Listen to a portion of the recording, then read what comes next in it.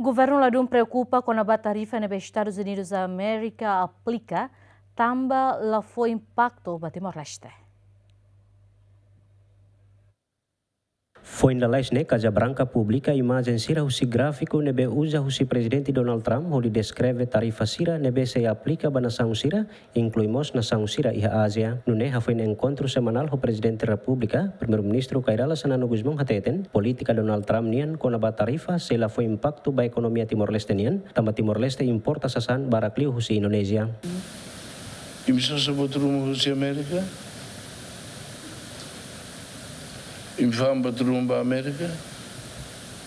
Aula tene, au sede makau hang himune, usi Indonesia be aula tene. Quando política não be agora halau da usi Sua Excelência Presidente Trump, baita ita te preocupa magnete dólar sai ou dólar tu. No momento ini, parece que dólar ida, rupia, 17.000. Nebe, ida da duntum.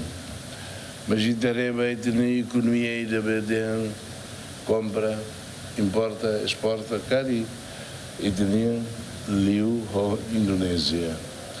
Se $1 17.000 rupias significa que e também importa também de rumah.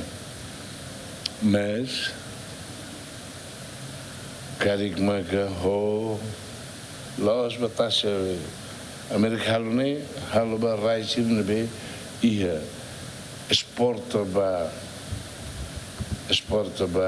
América nebe laos diretamente afeta maita. E tinha problema de mas que dólar se sai e está contente, se tu e também tem dado a cá cinto. Ia lorong rua fulang ne, Casa Branca publica imagem gráfico nebe usa husi presidente Donald Trump onde descreve tarifa sira nebe se aplica ba nação sira ia mundo hamutuk atu sira valnul resen 5. Agustino da Costa, GMN.